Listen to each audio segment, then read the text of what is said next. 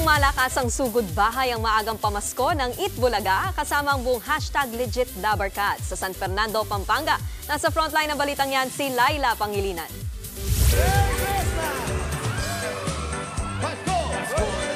Umaapaw sa Christmas feels ang maagang pamasko ng buong Dabarcad sa Barangay Telebastagan kanina. First time raw ito in 46 years na ang kanilang Christmas party ay street party. Palagi namin sinasabi na napakaliit lang ng aming studio. Pero ang totoo pala ay napakalaki dahil buong barangay, buong Pampanga, buong Pilipinas, buong mundo kasali! Lahat ng tumutok na Dabarcad's team, bahay man o online, kasali sa maagang bigayan ng pamasko. Pero syempre, doble ang saya ng mahigit 3,000 kapampangan na pumila. Umpisa pa lang, umulan na agad ng 5,000 pesos sa mga may pinakamagandang payong na may kasamang chikiting.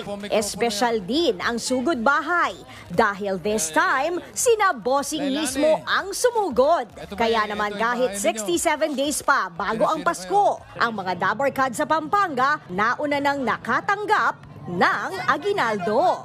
Nagbabalita mula sa frontline, Laila Pangilinan, News 5. Mga kapatid, Nikki de Guzman po, iba na ang may alam at may pakialam sa panahon ngayon. Para sa tuloy-tuloy na balitaan sa Frontline kahit weekend, mag-follow at mag-subscribe sa social media pages ng News 5.